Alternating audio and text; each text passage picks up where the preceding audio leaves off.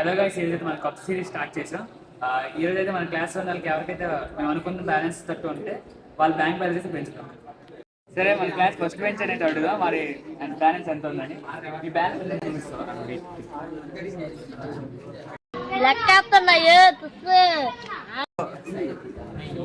5450 అయితే ఉంది కాబట్టి దీనికి ఎలిజిబుల్ అయితే అవరు. మన క్లాస్ సెకండ్ పర్సన్ అయితే అడుగుదా ఎంత ఉంది బ్యాలెన్స్ అని. ఈ బ్యాంక్ బ్యాలెన్స్ చెప్తారా? ఫోన్పే, గూగుల్ పే అంటే ఏం లేదు. ఫోన్ లేదు. ఫోన్ లేదు, నెంబర్ కూడా లేదా?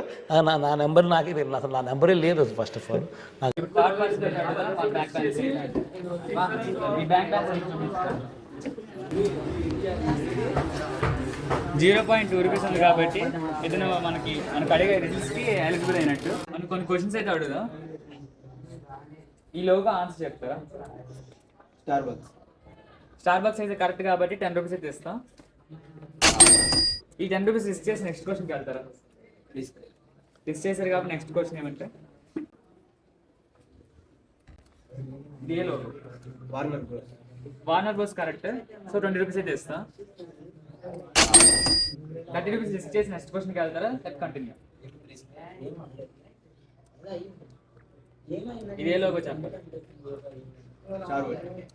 చివరి కరెక్ట్ కాబట్టి నెక్స్ట్ క్వశ్చన్కి వెళ్తారా? 50 రూపీస్, ఒక 8 రూపీస్.